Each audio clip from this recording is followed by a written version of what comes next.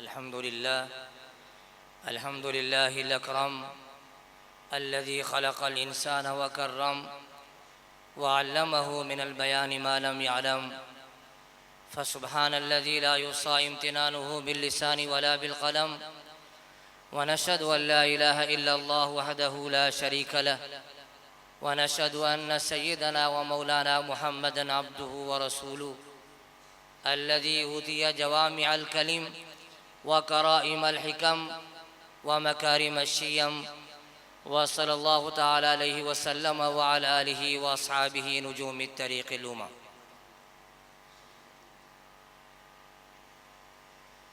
अम्मा बाद फ़अऊज़ु बिल्लाहि मिनश शैतानिर रजीम बिस्मिल्लाहिर रहमानिर रहीम क़ुल हल यस्तविल्लज़ीना यअलमून वल्लज़ीना ला यअलमून क़ाल अन्नबिय्यु सल्लल्लाहु अलैहि वसल्लम बादिरू बिल अअमालि फितना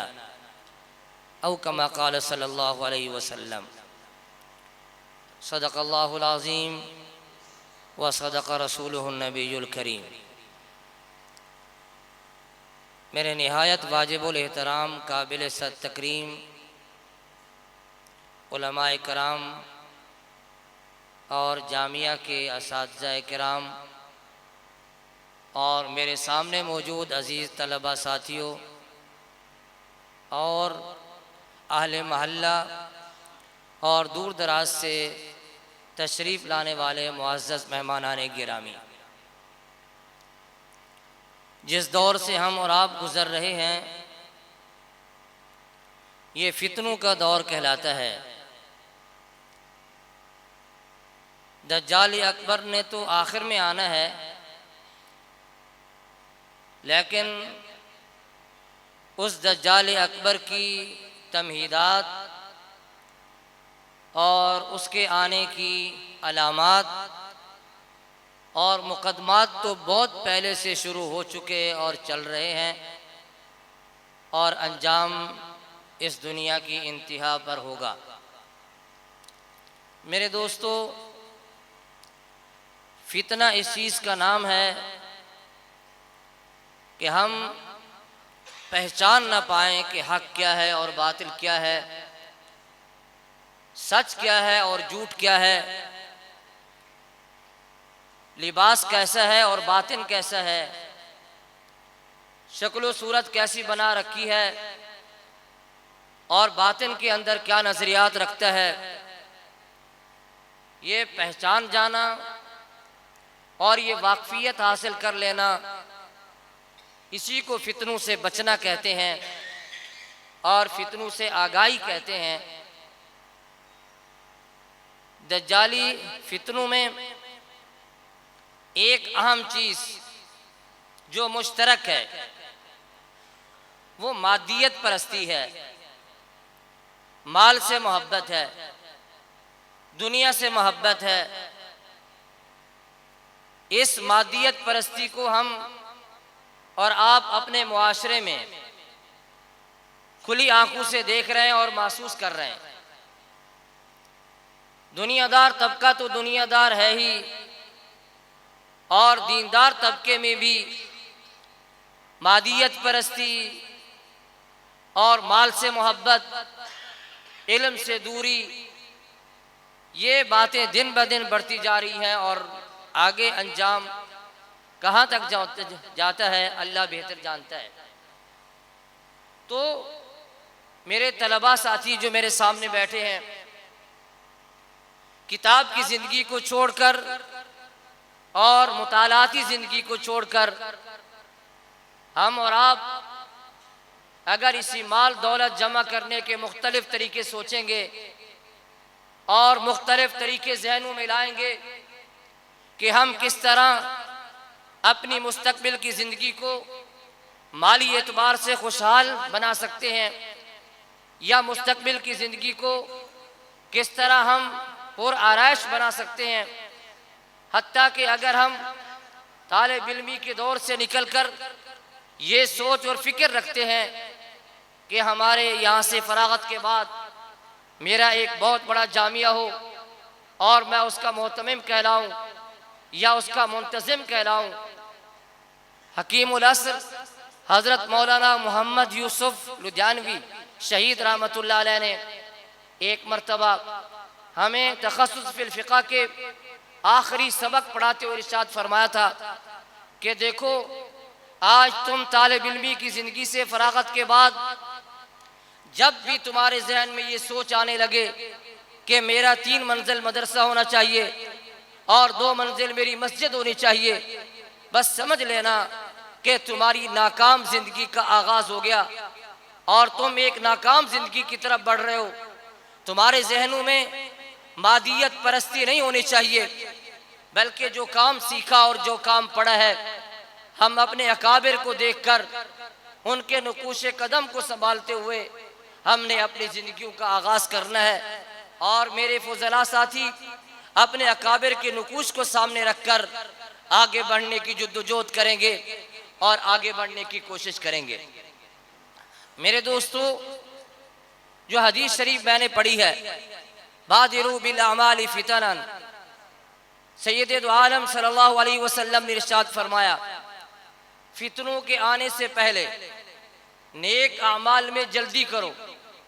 नेक आमाल में एक दूसरे से आगे बढ़ो। जिस तरह डॉक्टर साहब और हकीम साहब कहते हैं कि आपके ऊपर फलां बीमारी ने हमला किया है, अगर आपके अंदर कुव्वत मुदाफ़ात मौजूद है तो आप इसके मनफी असरात से बच जाएंगे, और अगर आपके अंदर कुव्वत मुदाफ़ात नहीं है तो फिर आप इस बीमारी के मनफी असरात से नहीं बच पाएंगे। बिल्कुल इसी तरह हमारे आमाल सालिहा ये हमारे अंदर कुव्वत मुदाफ़ात पैदा करते हैं। ये आमाल सालिहा हमारे अंदर वो कुव्वत और ताकत पैदा कर देते हैं। आने वाले फितने इन आमाल की कुव्वत मुदाफ़ात की बरकत से हमारे ऊपर असरअंदाज नहीं होते और हम उनसे बच जाने की कोशिश करते हैं। तो असल ये है कि आमाल जिस कदर ज़्यादा होंगे और आमाल सालिहा की जिस कदर कुव्वत ज़्यादा होगी, उसी कदर हम फितनों से बच पाएंगे और फितनों से हमारी हिफाजत हो सकेगी। वरना ये फितने तो ऐसे ही हैं कि हदीस शरीफ में फरमाया का वजूहुल बकरा, जैसे गाय के चेहरे एक दूसरे के साथ मिले जुले होते हैं। अगर यहाँ 50 गाय आ जाएं तो अगर उनके सिर्फ चेहरे की तस्वीर देखें तो ये पहचानना मुश्किल होगा ये गाय किस नौइयत की है और ये गाय किस नौइयत की है और इसकी सिफात और खासियत क्या हैं। बिल्कुल इसी तरीके से नए नए फितने आएंगे और ये पहचान मुश्किल होगी। ला तदरून अय्युहा मिन अय्यन, ये मालूम नहीं हो सकेगा इनमें से सही मौक़िफ़ किसका है और सही मंशूर किसका है और सही रास्ता किसका है। ये हमारे और आपके लिए पहचानना दुश्वार होगा। ऐसा वक़्त आ चुका है और ऐसे हालात से हम गुजर रहे हैं। बहुत सारे लोग जो आपको देखने में ऐसे लगेंगे जैसे कि कुरान मजीद की बड़ी अच्छी तफसीर बयान करने वाले हैं, या हदीस शरीफ से ये लोग बहुत बड़ी मोहब्बत रखने वाले हैं, या तसव्वुफ के साथ इनका बहुत आला दर्जे का ताल्लुक है, मगर देखने में आपको चेहरे तो ऐसे दिखाई देंगे कि हर एक सही रास्ते पर है और हर एक सही रुख के ऊपर चल रहा है। मगर हकीकत ये होगी उनमें से बहुत से ऐसे भी होंगे जो चेहरे के एतबार से थे आपको अल्लाह वाले लगेंगे, चेहरे के एतबार से आपको सही अकीदे वाले मालूम होंगे, चेहरे और लिबास के एतबार से आपको अच्छे रास्ते पे चलने वाले मालूम होंगे, मगर हकीकत में वही ईमान के डाकू होंगे और वही ईमान के राज़न होंगे और वही हमारी ईमान की कीमती मता को लूटने वाले होंगे। तो इन फितनों से पहचान और इन फितनों से आगाही ये ज़रूरी है। इन फितनों की आगाही कैसे हो? किताबुल फितन नुआइम बिन हम्माद रहमहुल्लाह, उसमें हदीस शरीफ में फरमाया कि ऐसे फितने जब आएंगे तो कहाँ जाना है। फरमाया यारिफुल उलमा, कि उस ज़माने के उलमा और उस ज़माने के अहले इल्म हज़रात की तरफ अवाम को रुजू करना होगा, और ये रास्ता अहले इल्म से पूछना होगा, और ये रास्ता उलमाए कराम से पूछना होगा, और अकाबिर अहले इल्म से रुजू करना होगा। मैं अगर किसी मस्जिद में नमाज पढ़ता हूँ, मैं अपने इमाम साहब आलिम साहब के साथ जुड़ूंगा। अगर मैं किसी आलिम दीन का खिताब सुनता रहता हूँ, मुझे उसके साथ जुड़ना है। अगर मुझे कोई अल्लाह वाले की निस्बत मुयस्सर आए, मैंने उसको थाम लेना है। इन फितनों के ज़माने में अवाम अगर अहले इल्म के हाथ पकड़े हुए और इनके बाजू थामे हुए आगे बढ़ेंगे तो इंशाअल्लाह फितने इनके ऊपर असरअंदाज नहीं होंगे। अगर ये उलमा से कटेंगे और उलमा से अलग चलेंगे और अज खुद ये पहचान पैदा करने की कोशिश करेंगे कि हक क्या है और बातिल किया है, तो उनको नाकामी का सामना होगा। और ये अंदेशा है कि वो किसी ईमान के डाकों के हत्थे चढ़े और उनका ईमान जाता रहे। फरमाया क़यामत के करीब उलमाए कराम ये अवाम का सहारा है,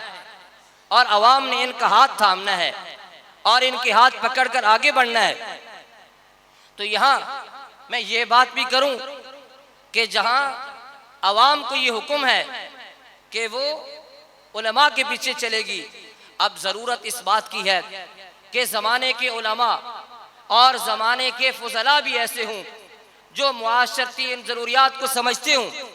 और फितनों से आगाही रखते हों और उन्हें फितनों से मुकम्मल आगाही हो। तो इस बात की भी ज़रूरत है। आप अलैहिस्सलाम की एक रिवायत में मौजूद है, फरमाया कि मुस्तकबिल में यक्सरुल कुर्रा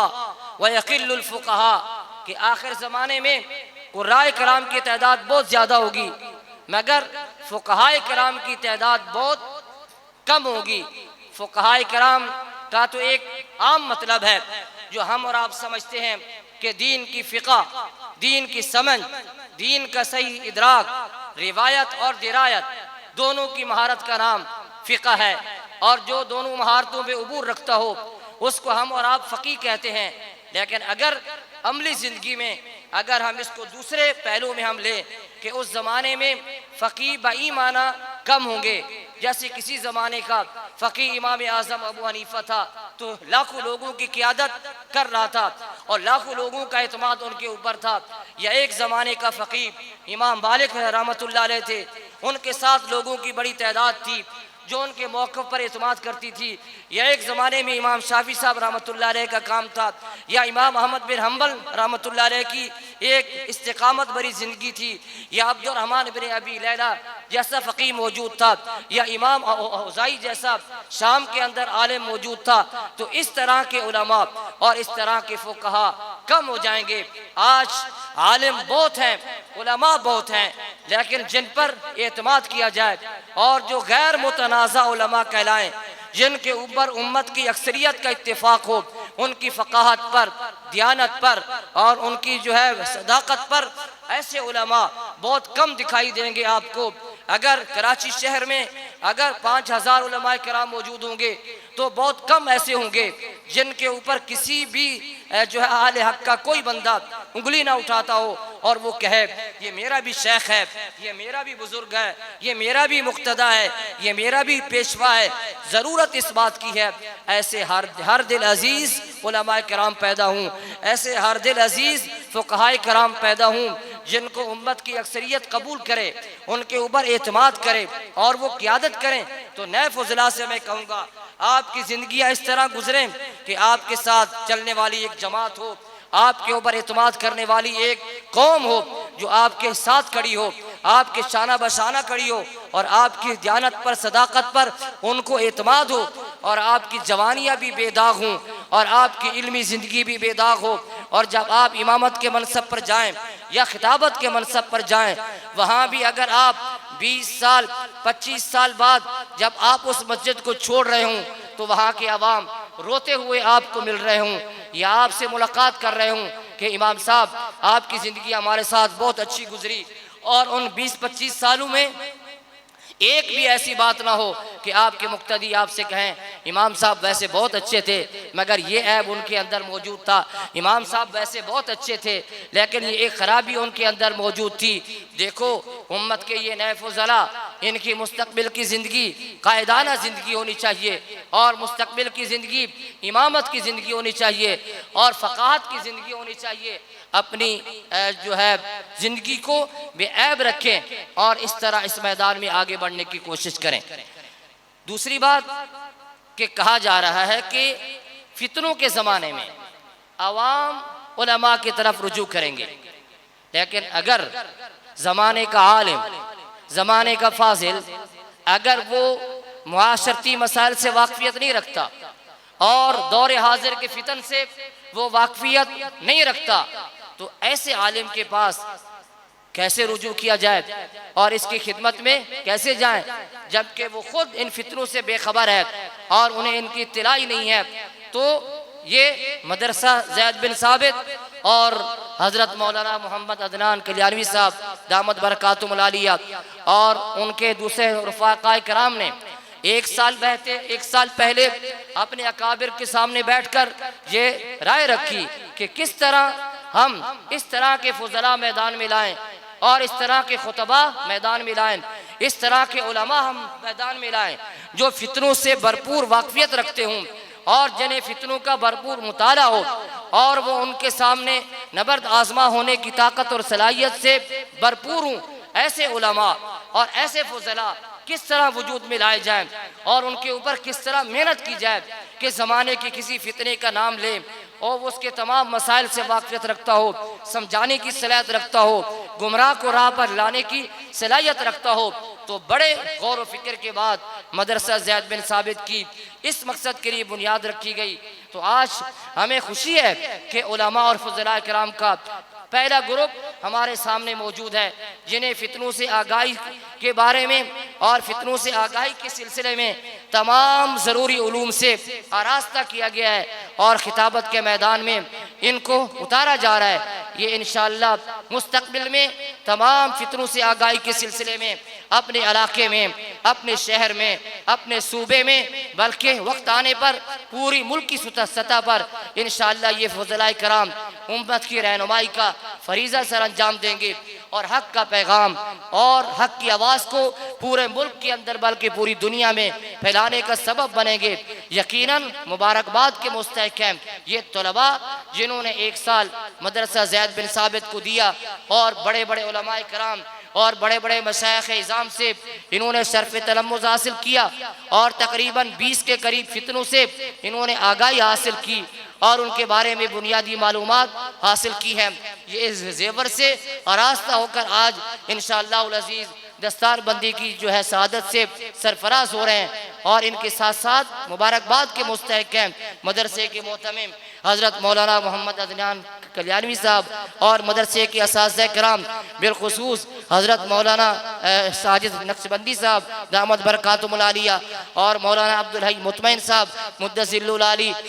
और इनके दूसरे असातिज़ा किराम जिन्होंने इनके ऊपर मेहनत की है। हमें इन पर एतमाद है कि आप लोग इनसे रुजू करें और इनसे राब्ता रखें। ये इंशाअल्लाह ये फुज़लाए किराम आपको हर तरह की इल्मी मालूमात से आगाही देंगे और इसी तरह मुबारकबाद के मुस्तहिक़ वो लोग जो इस मस्जिद के मुआविन हैं या इसके बानी हैं या जो इनके साथ ताउन करने वाले हैं, यकीनन इस कार खैर में उनका बहुत बड़ा हिस्सा है। और आखिर में अपने फुज़लाए किराम से ये अर्ज़ करूँगा कि आप लोग जहाँ भी काम करें,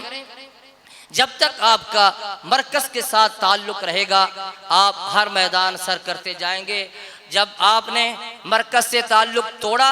और मरकज़ से अलग हुए तो फिर बिखर जाओगे और मुंतशिर हो जाओगे और तुम्हारे काम के अंदर बरकत नहीं होगी। मैं इन फुज़लाए किराम से अर्ज़ करूँगा अपने मुस्तक़बिल की ज़िंदगी में मुसलसल मरकज़ के साथ, इदारे के साथ जुड़े रहें और रब्त में रहें और इदारे से पूछ कर अपनी ज़िंदगियों को आगे बढ़ाएं तो इंशाअल्लाह इनके उलूम के अंदर बरकत होगी। और ये भी कहूँगा कि अपनी ज़िंदगी में जहाँ भी जाएं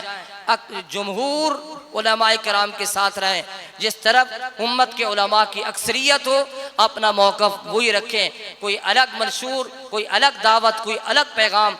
नहीं होना चाहिए जो उम्मत के अंदर जो है मज़ीद फ़िरक़ाबाज़ी का सबब बने या उम्मत को कुछ नए मसाइल से दो चार करे। नहीं, इन फज़लाए कराम को चाहिए अपने अकाबरीन के साथ और उलमाए कराम के साथ जुड़ जुड़ कर काम करें। हज़रत अब्दुल्ला इब्न मसूद रज़ी अल्लाह ताला अन्हु फरमाते हैं कि अगर तुम्हें जमात से अलग होने में आपको लाख फ़ायदे दिखाई दे रहे हों,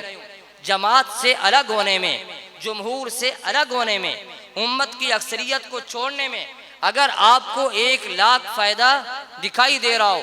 और उम्मत के साथ रहने में आपको 1 लाख नुकसान मालूम हो रहा हो, तब भी आपके लिए उम्मत के साथ रहकर इन लाख नुकसानात को बर्दाश्त करना चाहिए, ना कि तुम लाख फ़वाइद को देखकर उम्मत की इज्तिमाइयत को पारा पारा करो या उम्मत के इत्तिफाक और इत्तिहाद में दरारें डालो। ये तुम्हारी शायान शान नहीं है। तो उलमाए कराम अपनी मुस्तकबिल की ज़िंदगी में अपने अक्सर काबिर को देखें, अक्सर अहले इल्म को देखें और उनके साथ रहें और कोई अलग राय कायम ना करें। अल्लाह ताला मुझे और आपको इन बातों पर अमल करने की तौफीक अता फरमाए। वमा अलैना इल्लल बलागुल मुबीन।